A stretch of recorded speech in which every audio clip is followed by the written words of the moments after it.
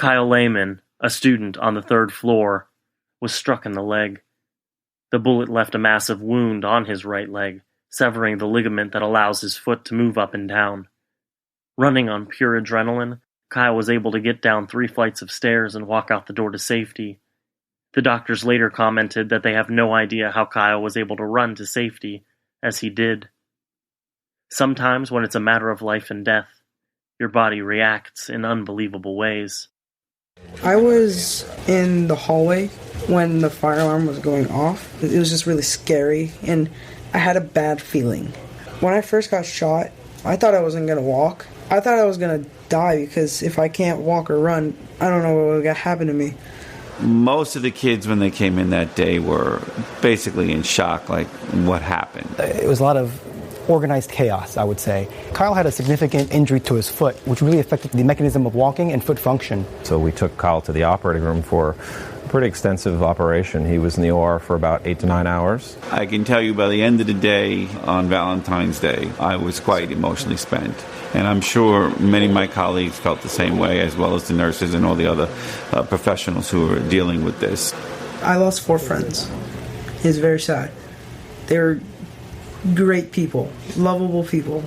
They didn't deserve to die. Well, his prognosis is very good. He's a child, and they rehab very well. He's got a long road ahead of him. I mean, he's going to need a lot of occupational therapy, physical therapy to get him moving again. He's got great determination. He's got great family. Mom and dad are always here for support. After college, I want to be a fire/paramedic for Coral Springs. I know CPR and the Heimlich maneuver. Yeah, I love helping people. I feel like it's my passion. The only room that Frank entered was the teacher's lounge. He went inside and attempted to shoot at students who were fleeing the third floor, but he was unsuccessful. Thankfully, the windows in the teacher's lounge were hurricane-proof, and the bullets could not penetrate through the glass.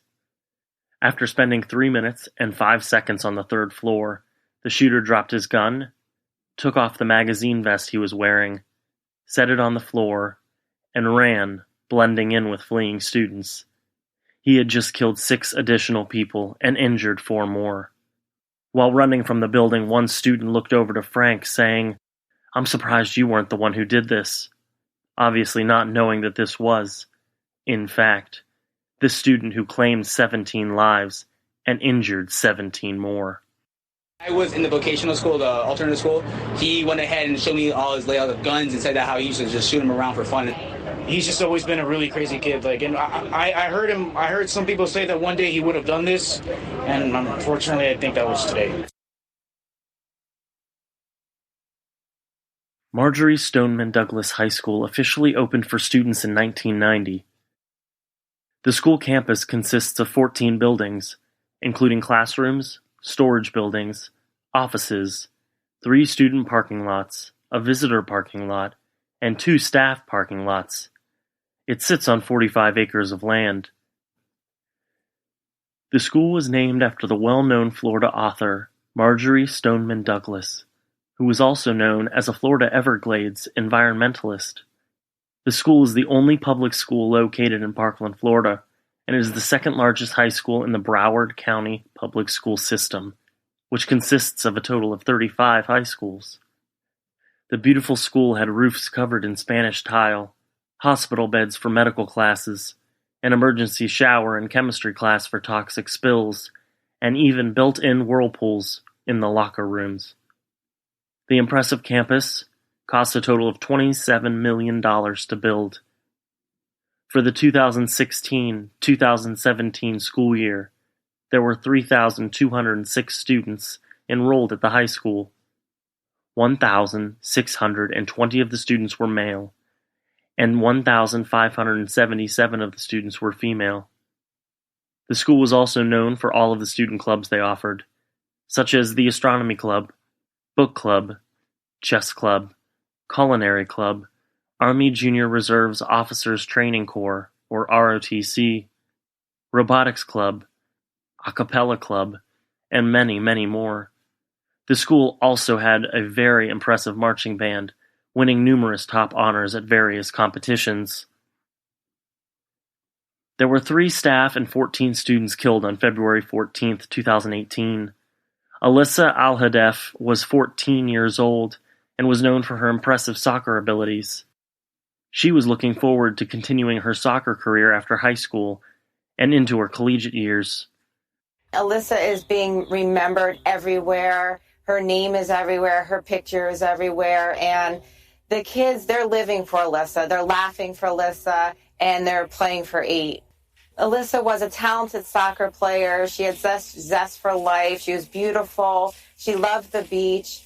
Alyssa loved being with her friends, and I just want her friends to live for her. And since her voice was silenced on 214, that just live your life to the fullest. Martin Anguiano regularly attended church, was taking AP classes as well as dual enrollment college classes, and also loved soccer, especially the FC Barcelona team. Nicholas Dwaret was captain of the Marjory Stoneman Douglas swim team and enjoyed playing water polo. Nicholas received a scholarship to swim at the University of Indianapolis and had dreams of swimming at the Tokyo 2020 Summer Olympics, a dream that sadly would never come true. You know, you look for kids you can develop, a diamond in the rough, so to speak, and somebody who is energetic and positive. And if you had the chance to meet Nick, you would be, he's nonstop. He's vibrant. He's dynamic. He's everything that you look for, as a coach and, as an organization to have somebody be a part of. Jamie Gutenberg was a 14-year-old dancer whose beauty and energy radiated every room that she walked into. She would have turned 15 on July 13th, 2018. My daughter was 14, but she was tough. And honestly, the toughest person who I knew. And unfortunately, the way she died was running down a hallway with a gun at her back, and she was running for her life. And every second I think about the fear in her as she was doing it. And I also know how hard she was fighting to live. Honestly, because of what she went through, it's perspective, but I don't feel fear about anything anymore because nothing could ever be like what she experienced. Luke Hoyer enjoyed going on family trips to the Jersey Shore and South Carolina.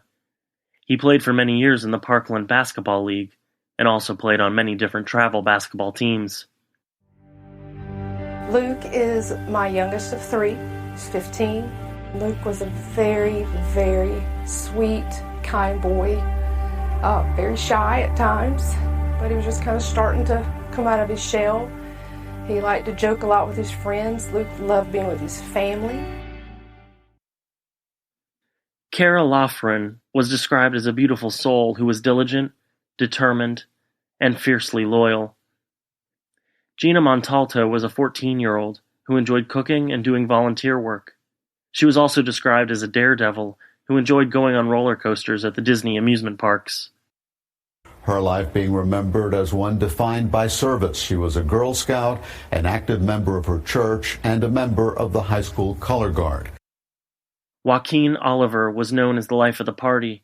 He enjoyed writing and was always making jokes and making people laugh. All throughout his life, played sports, really enjoyed it, always had jerseys on in school. Never caught him without a smile on his face playing sports. He was all-around great kid. Just brought the environment to a happy place. It's just tragedy. Elena Petty enjoyed spending time with her family, friends, and her dogs. In her second month of the junior ROTC program, she received Cadet of the Month, an achievement that is rare at such a young age.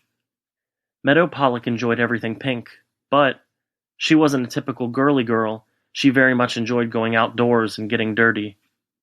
I actually wasn't getting Meadow to answer my calls. I was freaking out. She wasn't answering, but I knew Meadow. She's one of the strongest people I know, that nothing would ever happen to her. No way ever would it be her. I tracked her phone and it was at Douglas. I just expected the worst. I called every single person I knew. The only person I didn't hear from was Meadow. She always will be the strongest person I know, so I knew there was no way she wouldn't go without a fight. Helena Ramsey was very shy until you got to know her and her hilarious sense of humor. She was very passionate about environmental issues. Alex Schachter loved playing sports, especially basketball and football. He was very close to his two sisters and big brother. He had a love for music and played the trombone. Alex was a great little boy, just filled with life and just wanted to be around people, be around his family, and just play with his friends. He loved to play his musical instrument. He loved to play basketball. We always used to play basketball in the driveway. He was growing into just a wonderful little boy. He loved his big brother, Ryan. He idolized him. He was just a normal, loving kid.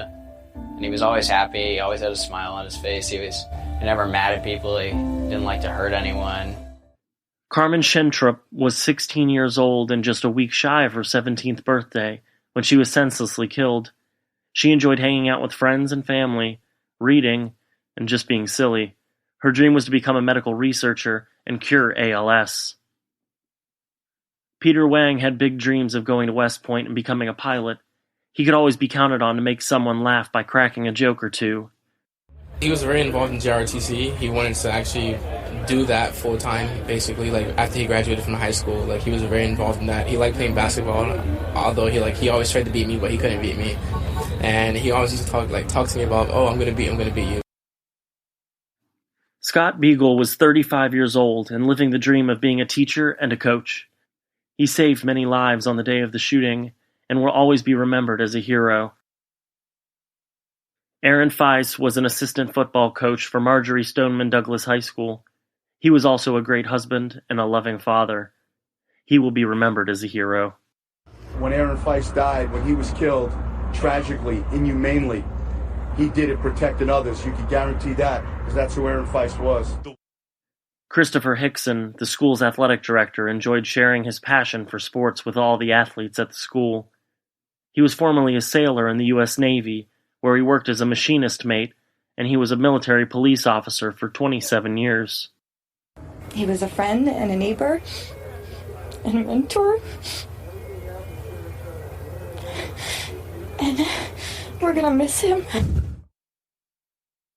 Frank began to show deviant behavior as early as 3 years old. Let that sink in for a moment. At just 3 years old, the toddler was already showing signs of aggression and disturbing behavior.